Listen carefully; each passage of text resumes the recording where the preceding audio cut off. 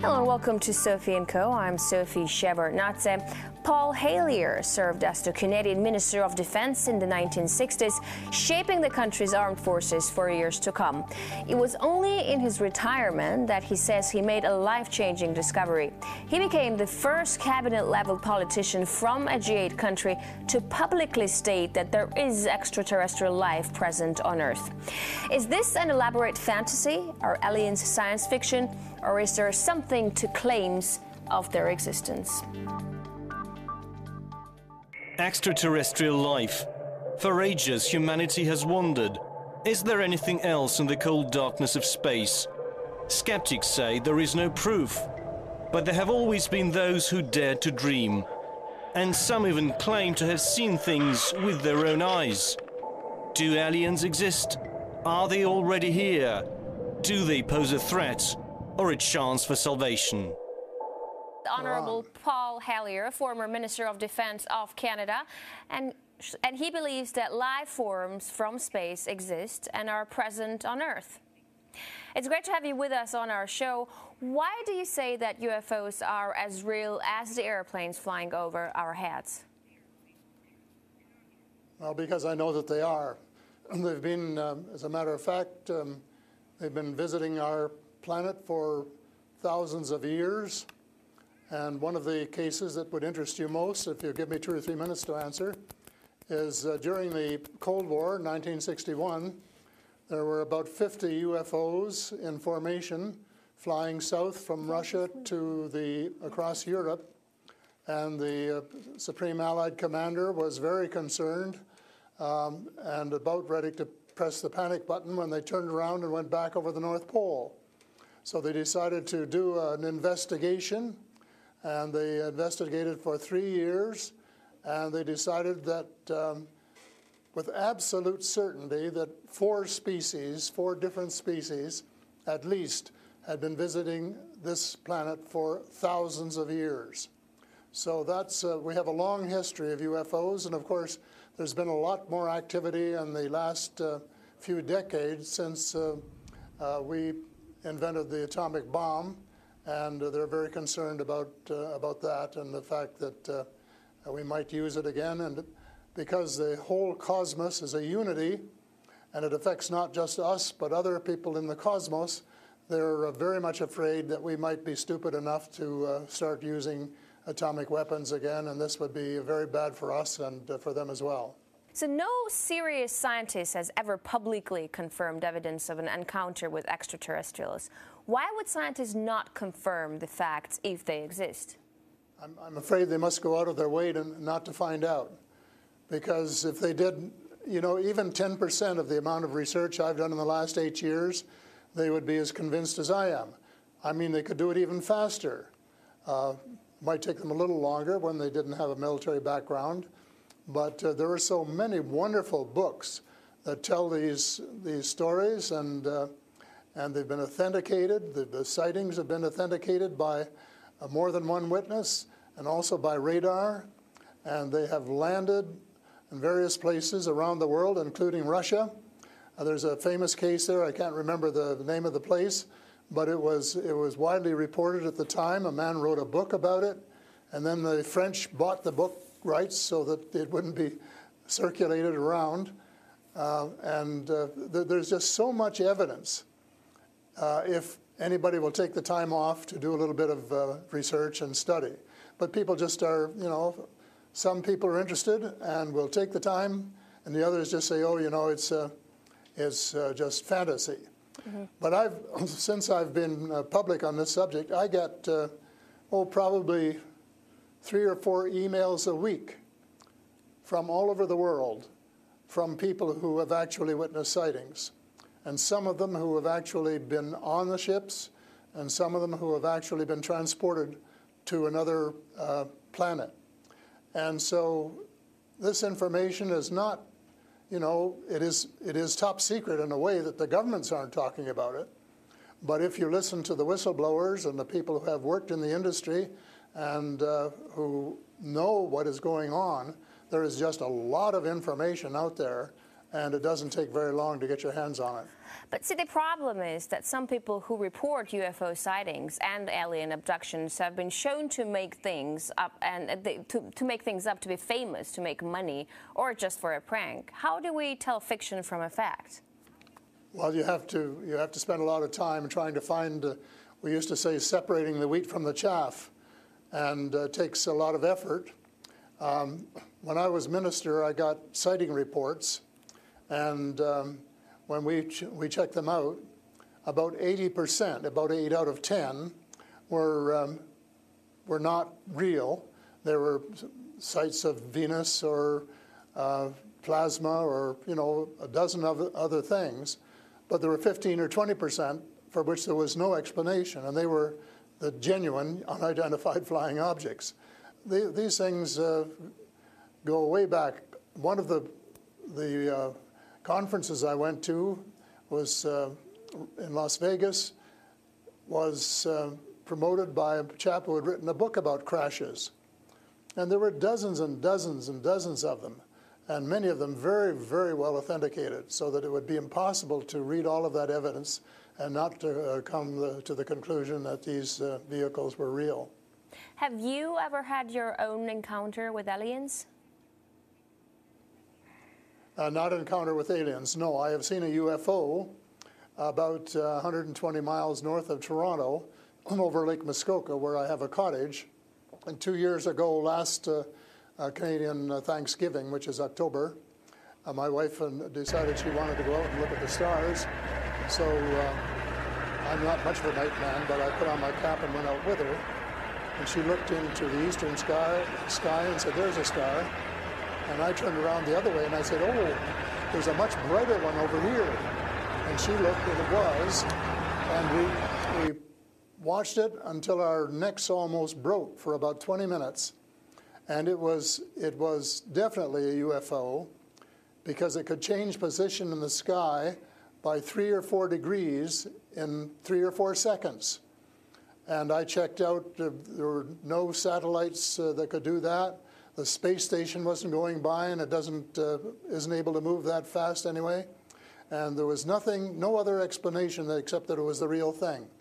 And 2 days later, I went down on the dock, got a comfortable chair, and watched it came back almost to the same spot and entertained me for as long as I could take it. And then I went back to the cottage. But it was very interesting, because it would drop down in the sky, and then it would roar back up, and then it would shift across a few degrees and do a circle and come back at a speed, but, you know, just astronomical speeds. As you know, they travel very, very fast. So does it just look like a falling star that falls really quickly and then rises again? What does it look like? Well, it just looked like a star. It just looks like a star. Right. And I don't know if you're a person who's ever read the Bible or not, but I think the Star of Bethlehem is one of God's flying saucers. Mm-hmm. But you also tell me that people write you emails, 3 to 5 emails a week, and they've actually been abducted, or they have encounters with the aliens. Do they actually tell you what these aliens look like? I mean, you know, everyone's interested. How would I know if I see an alien and if he abducts me? Well, the first question you have to ask is, how many species are there? And I used to think there were, you know, between 2 and 12. And Apollo astronaut Edgar Mitchell, who came to Toronto a few years ago and had dinner with us, agreed there was somewhere between 2 and 12. But the latest reports that I've been getting from various sources are that there are about 80 different species. And some of them look just like us, and they could walk down the street and you wouldn't know if you walked past one.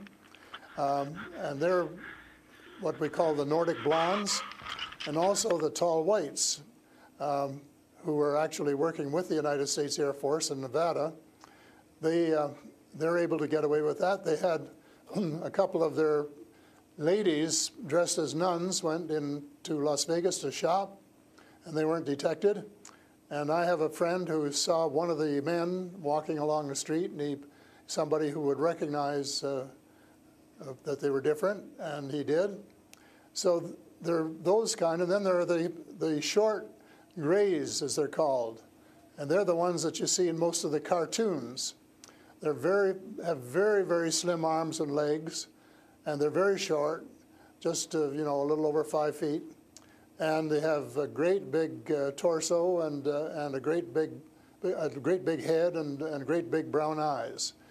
But they're different species, so you have to know that they're different species, and it's and know that they're all different. Mm-hmm. So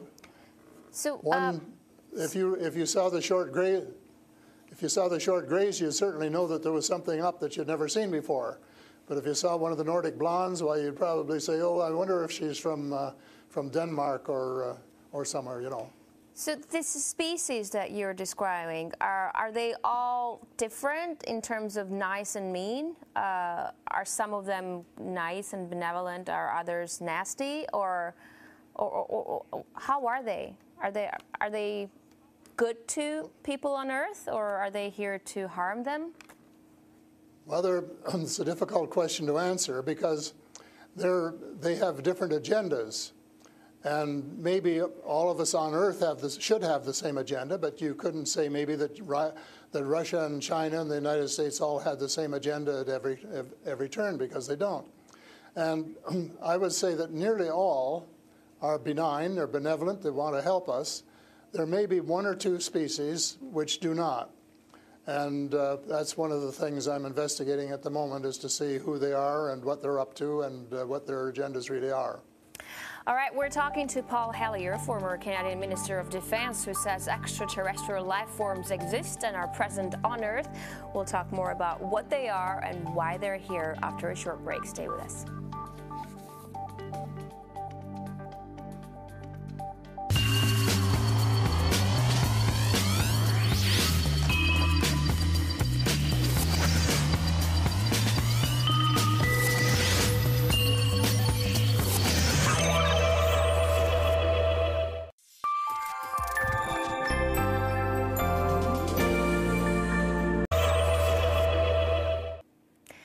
With Paul Hellyer, former Canadian Minister of Defense, to talk about extraterrestrial life forms. Great to have you back.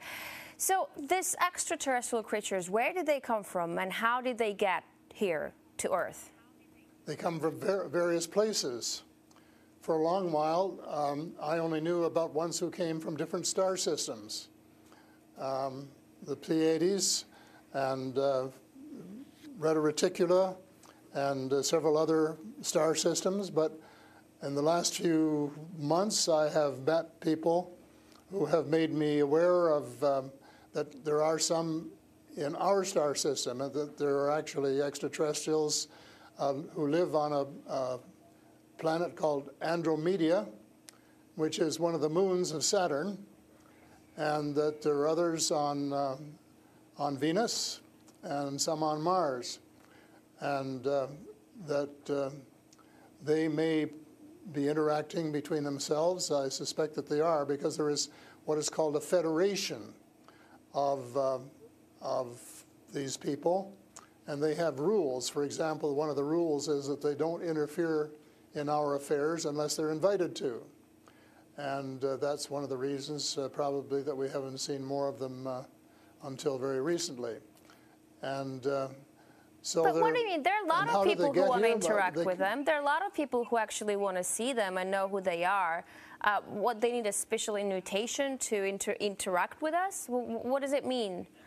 They don't want to interfere into our affairs. Well, they don't want to tell us how to run our affairs. They have accepted the fact this is our planet and that we have the right to run it. But they're very, very concerned. They don't think we're good stewards of our planet.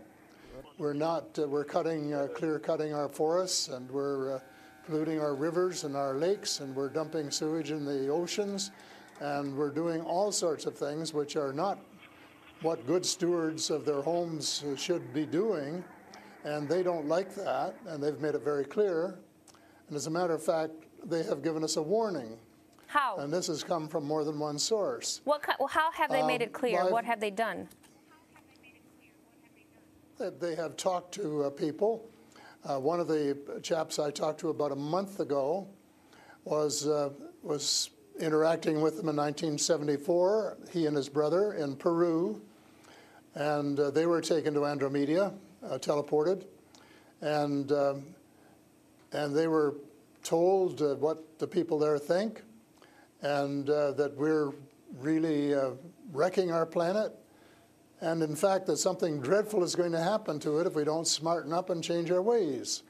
We spend too much time fighting each other. We spend too much money on military expenditures and not enough on feeding the poor and looking after the homeless and the sick, and that we are polluting our waters and our air, and that we're playing around with these exotic weapons, thermonuclear weapons and atomic weapons, which have such a devastating effect both on our Earth and on other areas in the cosmos, and they don't like that.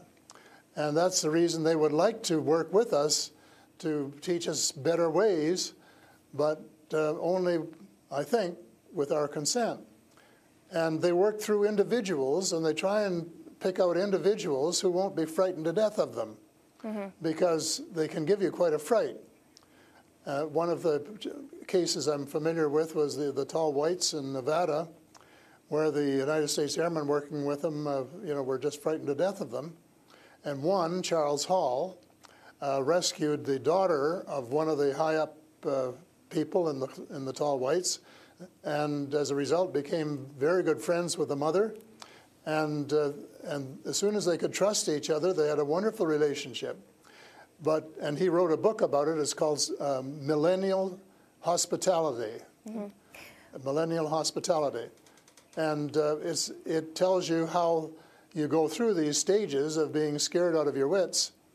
But then when you establish a trust and a working relationship, why you can have the same relationship, same kind of relationship that you would have with someone here on Earth. But here's what I'm thinking. If you're outing their presence, which is clearly not what they want since they're hiding, why aren't they so afraid of, why aren't you afraid of repercussions? Because you're obviously stating that they're here among us, and you're telling me all these species that exist. They are here among us, and I'm not afraid because in most cases, as far as technology is concerned, they're light years ahead of us, and we have learned a lot of things from them. A lot of the things that we use today, we got from them, lead lights and microchips and Kevlar vests and all sorts of things that we got from their technology, and we could get a lot more too, especially in the fields of medicine and agriculture, if we would go about it peacefully. But I think maybe some of our people are more interested in getting their military technology, and I think that's wrong. I think that's wrong-headed, and that's one of the things that we're going to have to change, because we're going to have to work together. Talking about all of us, everywhere on the planet. You mentioned military technology and swapping technologies and barters between aliens and people in American government. I want to ask you, as a former Minister of Defense of Canada, is interstellar war a possibility? Should we be creating a Star Wars force to defend ourselves from possible invasion or something like that? Well, I think it's a possibility, but it's a possibility especially if we shoot down every UFO that comes in our airspace without asking who they are or what they want. And right from the beginning, we started scrambling planes and trying to shoot them down, but their technology was superior enough that we weren't able to get away with it. Certainly not for a long while. And during that period of time, they could have taken us over without any trouble if they'd wanted to. So I think we have to, rather than develop our own Star Wars, Earth Star Wars, to protect ourselves against them, that we should work with the benign species, who are the vast majority, and work together and rely largely on them, of course, and cooperate so that we would be contributing something at the same time. But I don't think there's any point in us developing galactic force that would tempt us to go out on our own and get into mischief, which is one of the things I think some of them are concerned about. But what do you expect to happen if people start to believe in alien existence on Earth? Because things are definitely going to change. Our lives aren't going to be the same anymore. Well, I hope that's the case. I hope that's the case, and I'm all for full disclosure, and I'm going to push very hard for full disclosure in the book I'm writing, and to give some reasons for it, things that we really have to know and have a right to know, and that our future as a species, and here I mean, you know, all of the species in the world, are potentially at risk if we don't figure out what's going on and work together to try and make life more amenable for all of us. But and to work with our neighbors from other planets as well. But still, like, I'm thinking to myself, if they've been here for such a long time, as you say, and they're interested in helping humanity, as you say, why is our world such a mess? I mean, if you want to help someone, you just help someone. You don't wait for someone to invite you to help that someone, no? Well, I don't, you know, it's something that I think parents can sometimes say to their children, this is what you should do. But that doesn't mean the children are going to do it, does it? Because the cosmos is based on free choice. And we're given the option of making mistakes, of making wrong choices. And I guess what bothers some of us is we've made too many wrong choices and not enough right choices. So we're going to have to start switching our priorities and stop spending so much time and effort and weapons to kill each other or to dominate each other, and spending a lot more time on how to help each other to have a better life and a more just society, and a life which is healthier and where the health care is better, and where the food distribution is better, and where the air is cleaner and the water is cleaner, and all of those things that are waiting to be done if we just get together and row, as we say, rowboat, row in the right direction, the same direction. And it's possible, but it's a tall order, and so far we haven't done it. My thesis will be that we have to do it, and we have to start doing it right away. Thank you so much for this interesting interview and insight on extraterrestrial life. That was Paul Hellyer, former Canadian Minister of Defense. He says aliens exist and live among us on Earth. That's all the time we have for today. I will see you in the next edition of Sophie & Co.